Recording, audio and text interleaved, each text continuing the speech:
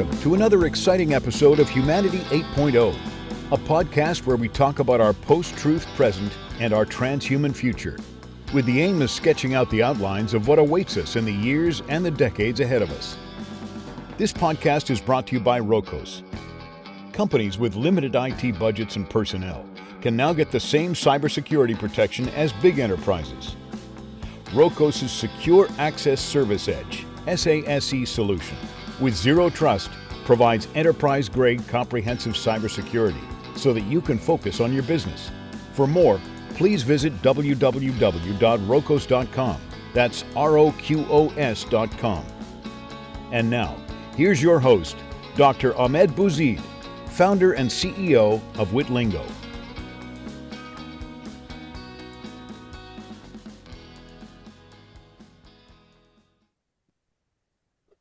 Zone Park, thank you so much for joining me on Humanity 8.0.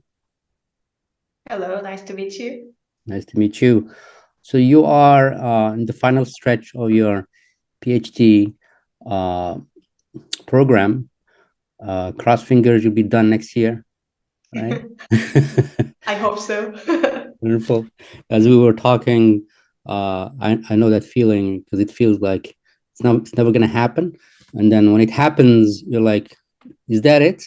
You know, there's that feeling of, oh, I thought something big is going to change. But anyway, congratulations on getting this far. I'm sure that you'll pass with flying colors coming next year. So what would be the title of your dissertation once it's out? So the working title of my thesis is about UNESCO's collective knowledge about the common heritage of mankind and the personhood of humanity and AI.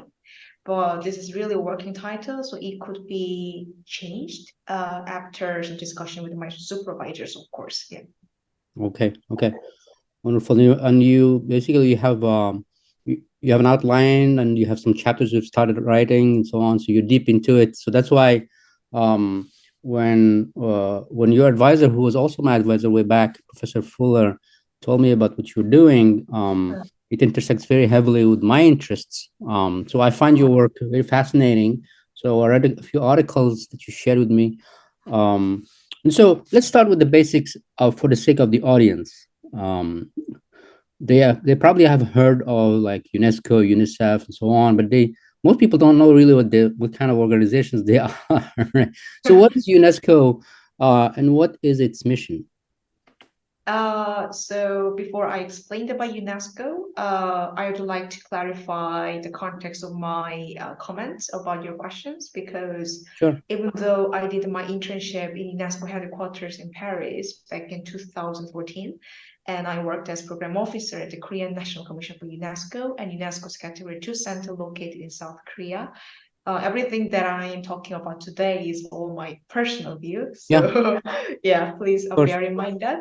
Yeah. And yeah, drawing on that context, UNESCO was established in 1945 after the World War II. So UNESCO is one of the UN special agency, and it specializes in implementing and planning international policies in the field of education, science, and culture.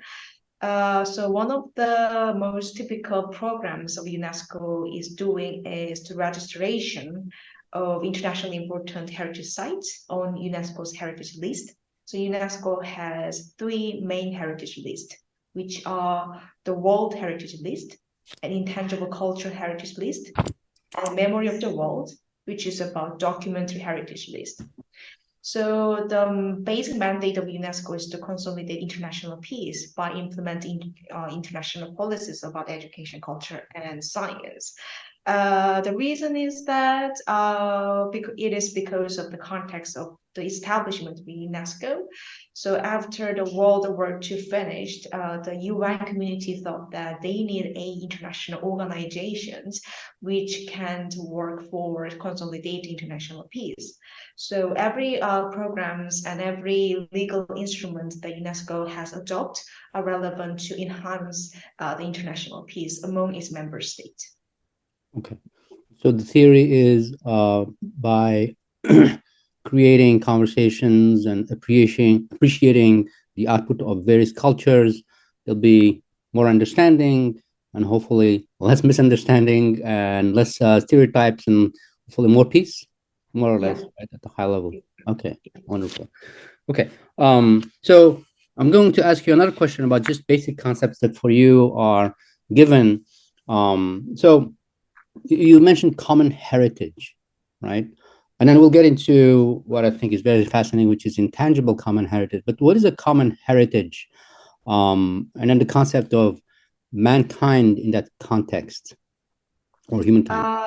Yeah, so theoretically, there are many definitions about the common heritage of mankind, but in the context of the UN system, the original meaning of the common heritage of humankind was about environmental context. So, like when UN discussed about international peace, there were some heated debate between the Western countries and non-Western countries, because Western countries they were more advanced to develop some technologies, so they were more advantageous to discover some natural resources from the seabed. So the then ambassador to UN from the Malta, he said that the seabed is common heritage of mankind, not for the particular Western countries. So here, the common heritage of mankind means some natural resources from the seabed, and then this environmental context of the common heritage of mankind were also used in other international law, such as the moon, the earth, and like any kind of natural resources. But what UNESCO did with this notion of the common heritage of mankind was that UNESCO reshaped this notion of the common heritage as natural resources into cultural context.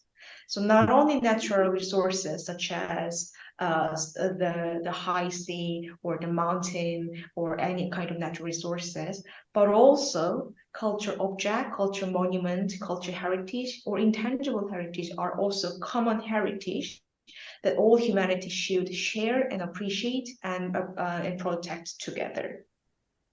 Okay.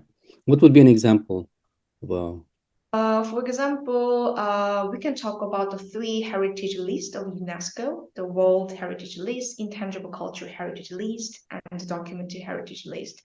So, for example, the Tower of London in the UK is one of the UNESCO's World Heritage Sites. So this is located in the UK, and this is managed and owned by the British government. But the cultural value of the Tower of London is universal, so that the humanity as a whole can appreciate this cultural value. how does that translate into concrete things? So it is in London, but it is appreciated by humanity. What does that mean? Appreciated by humanity? Is it promoted? What does that mean, really? In the sense, in practical sense, beyond declaring it and giving it a label. Yeah, for example, Tower of London has very exceptional, unique style in terms of architecture. So, and also it captures a particular style at a particular time and space in human history. Of course, Tower of London is relevant to the British history and British architecture styles. But if we see such kind of British style as a part of human achievement, then we can see that the Tower of London has architectural value beyond the UK. So, which is called outstanding universal value in the context of the World Heritage Convention of UNESCO. Okay, got it. So, if we were to take, for example, give me an example of the equivalent of the Tower of London, but in let's call it a marginal country, marginal, like it's not considered to be part of, big civilization.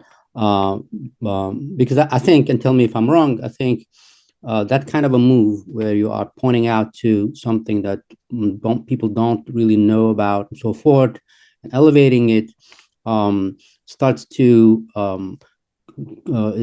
reinforce or establish in some cases a culture or feeling of inclusion. So that the elimination of the distance between us and the other, right? Yeah. Right. So what would be an example of something that would be not as known as the Tower? No. Probably Eiffel Tower is one of those as well, right? I'm assuming, right? Yeah. Yeah. Maybe I can introduce one of the examples located in South Korea.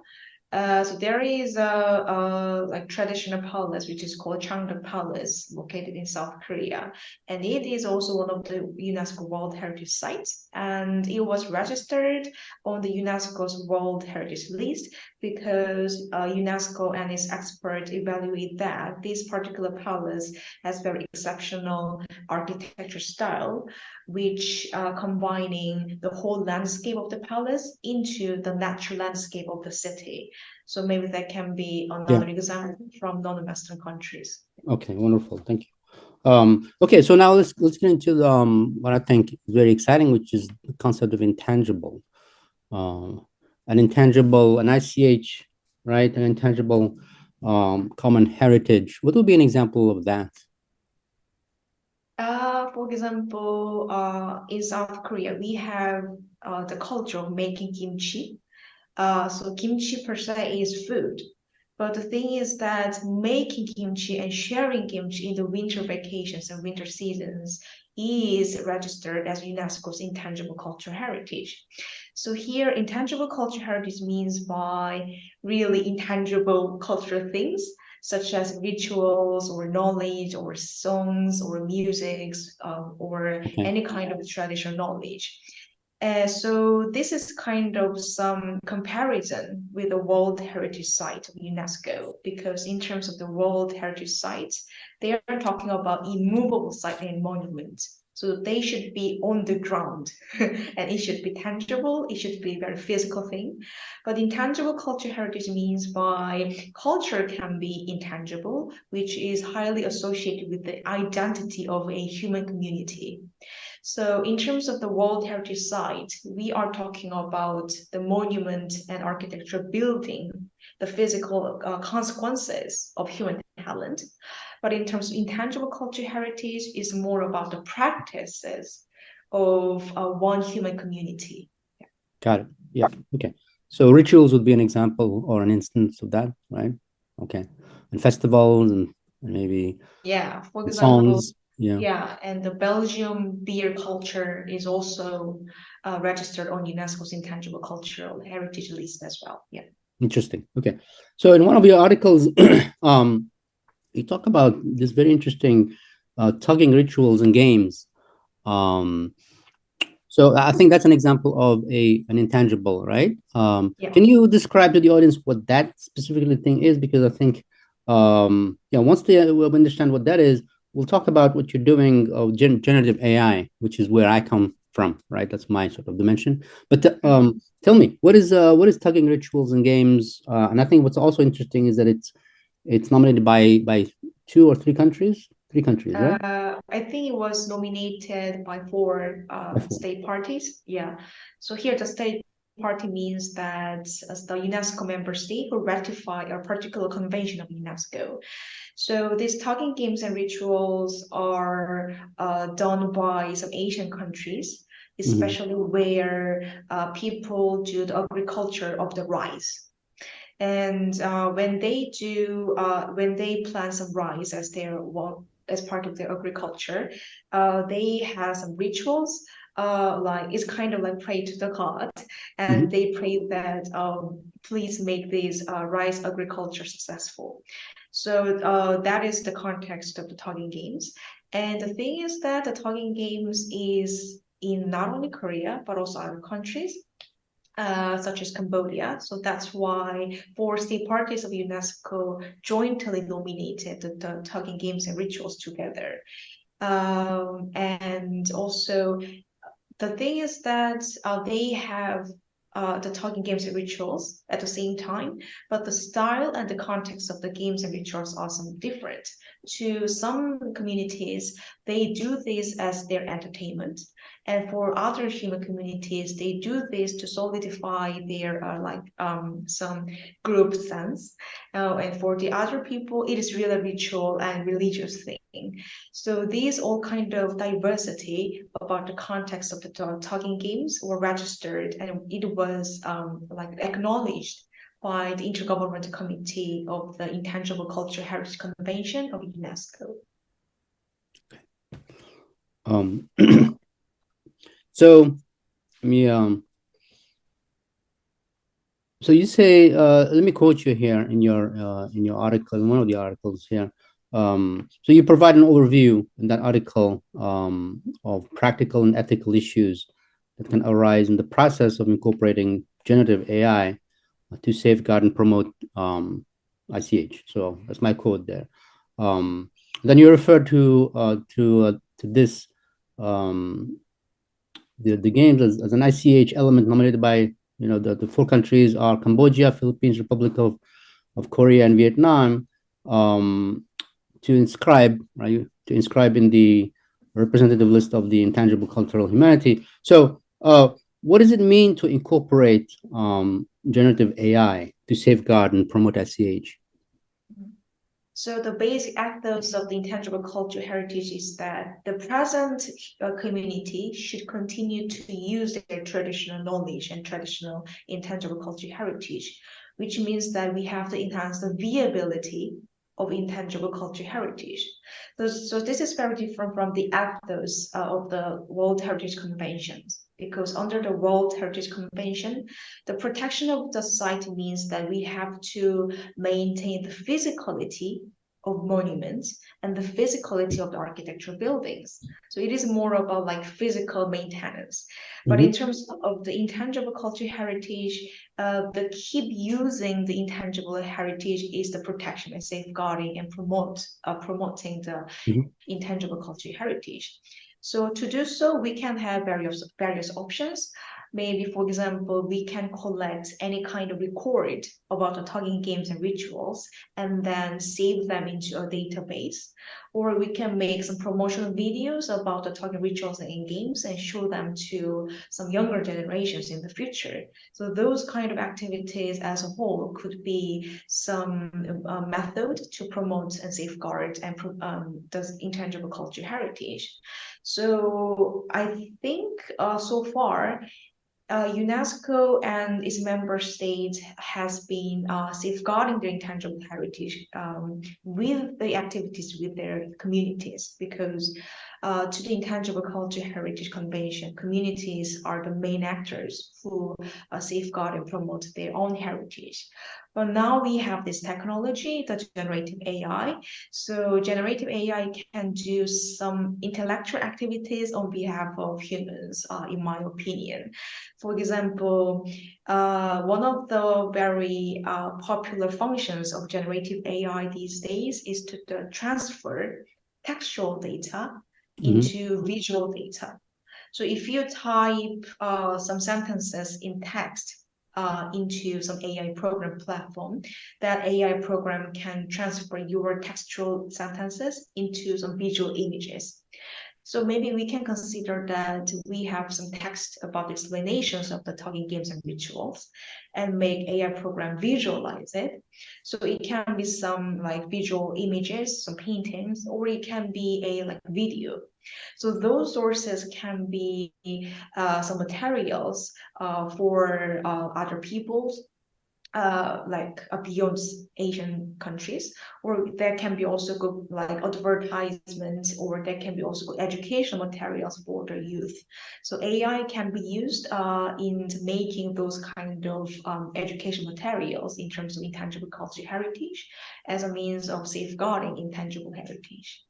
Okay, wonderful. So would virtual reality you put on, I have it here only because I have it here. This goggles, sorry, I'm a technologist. So if somebody builds, let's say, virtual reality where you can experience sort of the talking games, would that be an example of that? Yes, of course. But in that case, maybe it would be great if there are some evidence about how many people actually use that virtual reality. So that can be evidence about how much AI contributed to promoting the viability of intangible cultural heritage. Okay. So if let's say somebody raised $1 million and they went and built a virtual reality representation of the rituals and games, tugging rituals and games. Oh, first of all, does that make sense that somebody would create such a thing? I'm just trying to make sure I'm not making any assumptions. Is this Yeah, something yeah, that of can be course. visualized, right? So you can see, for example, the Vietnamese version, Cambodian version, you can experience it, right? Yep. As a spectator, perhaps, and then you can walk around and all that and all that. So let's say somebody gets a budget for that and they build with their team and they do the research and build it. Um, would how would let's say now we have this thing, this let's call it a game or an experience that exists that somebody can go somewhere and in I don't know in Facebook's world and put on the goggles and experience it. So that particular game itself, it's called a game. Is that something that would be how would that be ingested, or how would that be looked upon within the context of what you're doing? Like, would they say that's an example of using generative AI to help conserve or promote the this intangible? Mhm. Yes. Yeah, that could be a good example. And also it would be great if we have a particular or specific targets of Mm. that games. So for example, maybe younger generations will be more interested in playing a game rather than like senior people. So if we have like specific targets about how to use AI and how to use AI to make like new content to safeguard the intangible cultural heritage, I think that could be a good strategy. Yeah. Okay. So I just wanted to have like a very concrete example that my audience can sort of like grasp on. Before we delve into which I think is uh, the most interesting thing here is, what are the ethical issues that you believe would come in if we were to say, okay, you know, here's this thing, it's called a game. How would you come in and sort of like, hey, here are the ethical issues that we need to consider, whether at the very beginning of building it, or as we build it, wherever. Maybe you can, illuminate this aspect of it, the ethical concern that you'd come in and cipher for. I would like to suggest to talk about a cycle of AI program, because to make an AI program, or if you want to create some AI generated work, there is a cycle. So firstly, we must collect data. So in this Yeah. case, we have to collect data about talking games and rituals. We could go to some libraries or museums or some archival centers in the four state parties of UNESCO, and then we can collect some textual data or some visual recordings about the talking rituals and games. So in this process of data collection, there will be some ethical issues or some legal issues, of course. We have to get some permissions from those museums or archival centers to use their data to make a AI generated work about the talking rituals and games. And sometimes we have to, or we need to do some interviews with communities who are actually doing talking games and rituals. So to do those kind of interview, we have to have some ethical procedures, because it is more engaging in some lay persons in our community. So in that case, ethical issues for interviewing community can be one issue. So after we collect data, we need to design or develop a particular AI algorithms.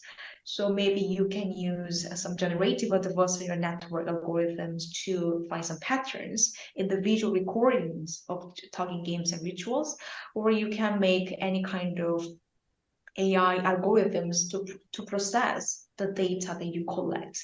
So in that case, maybe you can ask a private company to collaborate with you, or you can ask a university lab to collaborate with you. So in this process, you need some ethical issues and also legal issues to get some help, some technical help from those private companies and university labs, etc.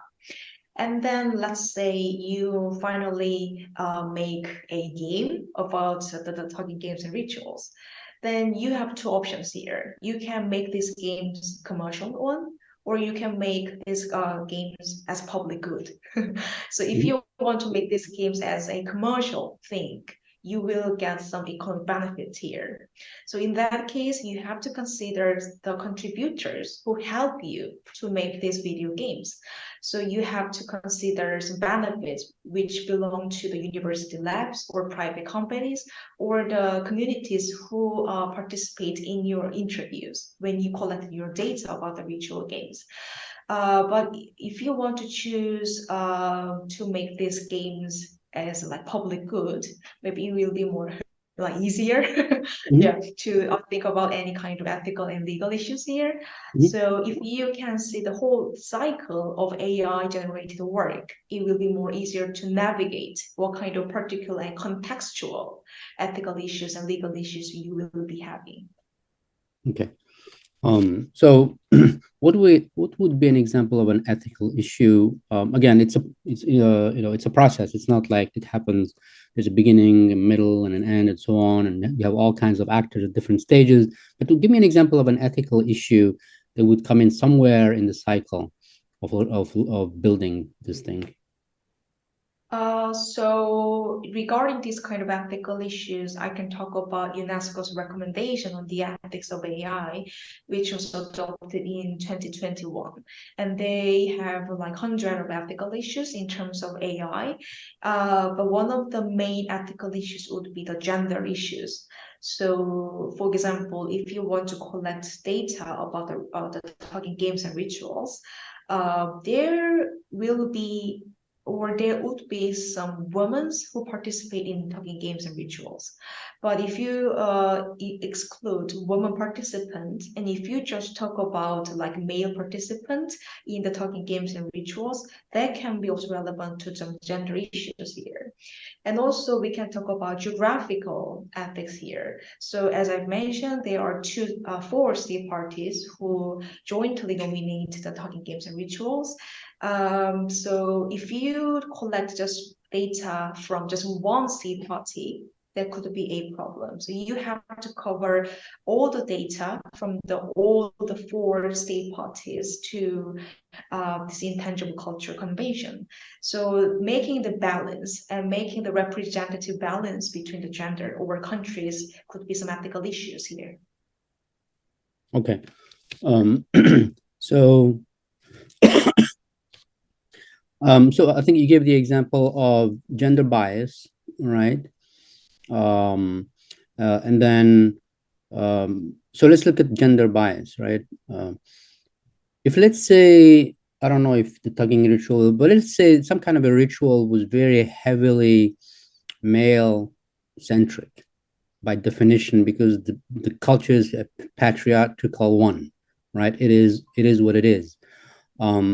And we obviously, folks like us and all around the world actually are trying to get away from patriarchy, right? We're trying to go into a place where women and men and everybody else in between, if I may say it that way, is equal and is treated as a full human being and so on.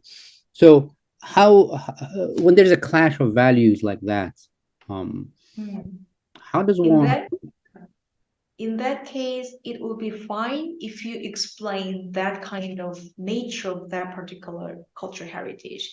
If one rituals only covers male participants, and if that ritual does not have any women participant because of the nature of ritual, you can explain it, and then you can explain those relationships between the nature of the rituals to your AI generated work about the rituals. So if that context is clear, which could be called transparency, I don't think it could be a problem. Transparency, right? Okay. So in the would you say that it comes down to ensuring that you're not using and as you go about trying to represent, right, to the extent that one can represent something like rituals, that you are not providing an inaccurate picture of that ritual, that you collect as much data as possible, that you maybe perhaps challenge your assumptions about, or that you don't take a perspective that is presented by a certain interest group as the perspective. Is that sort of the struggle here? Yes, of course. So in terms of the quality of data, I think it would be more relevant to some technical issues. So let's say you have pictures of target rituals and games, but most of the pictures you've got, if they are too blurred to be used, it could be relevant to some quality of the data. So you will be having some technical problems or some issues here. So in that case, it is more about technical aspect rather than ethical aspect. But as you have just mentioned, when you collect your data, maybe you want to collect data which your funders will like. So, for example, let's say you are funded by Korean government, so you are collecting more data about target rituals and games only about Korea, not about Cambodia, not about Vietnam or so. That can be relevant to ethical issues. So I think that could be really a problem to UNESCO. But so those issues are stipulated in the UNESCO's recommendation on the ethics of AI. But sadly speaking, it is very natural because that recommendation covers really many issues about AI and ethics of AI. So there are just a few sentences about the ethics of AI in relation to cultural heritage. So this is some kind of area that we should investigate more. Yeah, so it would be really great if there are some real cases done by UNESCO member states, so that we can specify like some more ethical issues about AI in relation to intangible cultural heritage or other types of cultural heritage. You've been listening to Humanity 8.0 with your host, Dr. Ahmed Bouzid, founder and CEO of Witlingo. Brought to you by Rokos. Thanks for listening.